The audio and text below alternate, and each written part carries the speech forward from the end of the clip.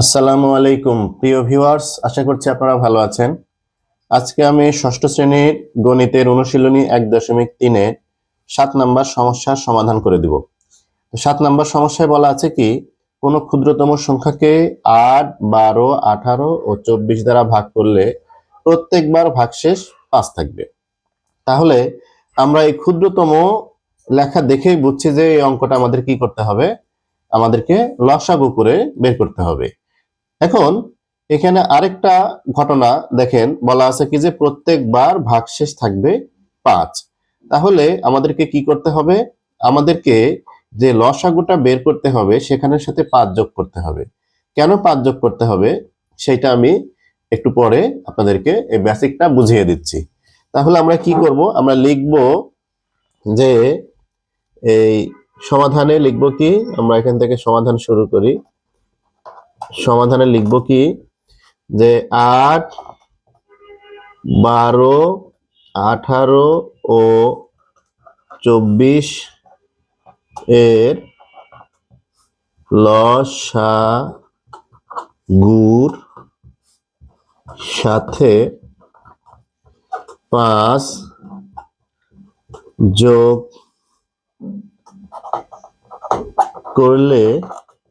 করলেই নির্ণেয় ক্ষুদ্রতম সংখ্যা পাওয়া যাবে। ঠিক আছে। আচ্ছা, তাহলে আমরা কি করব, এই 8, 12, 18 এবং 24 এর লসাগু নির্ণয় করব। লসাগু নির্ণয়ের 3টা পদ্ধতি আছে। আমি বলেছিলাম যে সবচেয়ে সহজ পদ্ধতি যেটা, সেই পদ্ধতিটাই আমরা, যদি কোনো কিছু উল্লেখ না থাকে যে অমুক পদ্ধতিতে লসাগু নির্ণয় করো, তাহলে আমরা এই পদ্ধতিতে আমরা লসাগুটা নির্ণয় করব। এই 8, 12, 18, 24 এই পদ্ধতিতে আমরা লসাগু নির্ণয় করব। তাহলে আমরা এখানে দেখছি লসাগু নির্ণয়, আর আমি নতুন করে দেখাই দিচ্ছি না। যদি কারো লসাগু নির্ণয়ে যদি সমস্যা থেকে থাকে, তাহলে আমার এই লসাগু নির্ণয়ের বেসিক যে ভিডিওটা আছে আমার প্লেলিস্টে, সেটা অবশ্যই দেখে আসবেন। আবার আমি লসাগু নির্ণয়ের অসংখ্য অঙ্ক এই অধ্যায়ে আছে, সেগুলো করে দিয়েছি, সেগুলো দেখলেও আপনারা বুঝতে পারবেন। তো আজকে আমি শুধু লসাগুটা করছি, দেখাই দিচ্ছি না কিভাবে করলাম। তাহলে 2 দিয়ে ভাগ দিলে হচ্ছে 4, এখানে 6, এখানে 9, এখানে 12। আবার 2 দিয়ে ভাগ যায় 2, 3, 9 কে যায় না, 9 থাকলো, এই যে 6। আবার 2 দিয়ে ভাগ যায়, তাহলে 1, 3 কে যায় না, 3 থাকলো, 9, আবার 3। এইবার 3 দিয়ে ভাগ যায়, এই 1, এই 1, 3, এই 1, আর ভাগ করা যাবে না। অতএব নির্ণেয় লসাগু, অতএব নির্ণেয় লসাগু সমান এই 2 গুণ 2 গুণ 2 গুণ 3 গুণ 3 সমান 3 3 9, 2 18, 2 34, 2 72। অতএব নির্ণেয়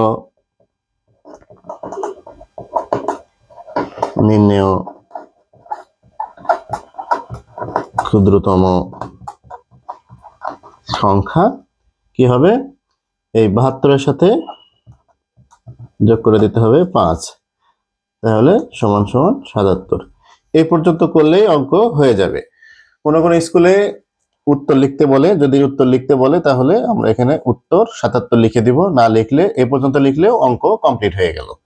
আচ্ছা, এখন কথা হলো আমরা এই লসাগুর সাথে কেন 5 যোগ করলাম। হ্যাঁ, এই বেসিকটা আমি এখানে একটু আলোচনা করে দিই। হ্যাঁ, এটা পরীক্ষার খাতায় লিখতে হবে না, আমি শুধু এই এতটুকু করলে কিন্তু অঙ্ক হয়ে গেল। এই যা করেছি তাতে কিন্তু অঙ্ক হয়ে গেছে। আর এই বেসিকটা আমি একটু এখানে বুঝিয়ে দিই যে কেন আমাকে 5 যোগ করতে হবে। আচ্ছা, আমরা জানি কি যে এই লসাগুর আমরা যদি ইলাবোরেশন করি তাহলে হয় কি, লঘিষ্ঠ সাধারণ গুণিতক। তাহলে এই 72টা কি হবে, এই 18, 12, এই 8, 12, 18, 24 এর লঘিষ্ঠ সাধারণ গুণিতক হবে। অর্থাৎ কি হবে, এই 8টা অবশ্যই কি হবে, এই 72টা অবশ্যই কি হবে, 8 এর একটা গুণিতক হবে। আবার 72টা কি হবে, এই 12-র একটা গুণিতক হবে, 18-র একটা গুণিতক হবে, 24-এর একটা গুণিতক হবে। অর্থাৎ এই 72কে সব সময় কি করা যাবে, এই যে চারটা অঙ্ক এখানে আছে 8, 12, 18, 24, এই চারটা অঙ্ক দ্বারা এই 72 নিঃশেষে বিভাজ্য হবে। যদি নিঃশেষে বিভাজ্য হয় তাহলে তো আমার অঙ্কের শর্ত পূরণ করছে না। কি বলছে, যে আমার অঙ্কে বলা আছে কি যে প্রত্যেকবার ভাগশেষ 5 থাকবে। তাহলে আমার কি এই নিঃশেষে বিভাজ্য হলে সেই অঙ্কটা আমরা রাখতে পারবো? সেটা কি আমরা কি ক্ষুদ্রতম সংখ্যা বিবেচনা করতে পারবো? পারবো না।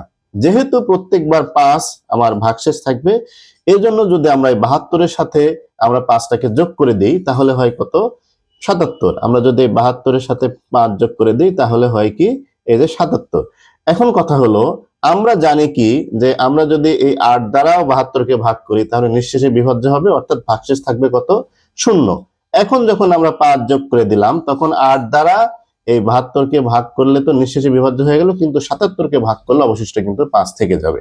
কারণ কি, আমরা নিঃশেষে বিভাজ্য যে সংখ্যাটা ছিল সে তার সাথে আমরা 5 যোগ করে দিয়েছি। দেখি তাহলে আমরা 8 দ্বারা এই 77কে ভাগ করি, তাহলে এই যে 8, 9 কত হয়, এই যে 72 হয়। এই দেখেন 5 কিন্তু অবশিষ্ট থাকলো। আর 72কে আমরা যদি ভাগ করি তাহলে কি হবে, নিঃশেষে বিভাজ্য হবে, কারণ এই যে 8 দ্বারা যদি ভাগ করি তাহলে 8, 9, এই যে 72, নিঃশেষে বিভাজ্য 0। এইভাবে করে এই 72কে যদি আমরা 18 দ্বারাও ভাগ করি তাও কিন্তু এখানে নিঃশেষে বিভাজ্য হয়ে 0 হবে।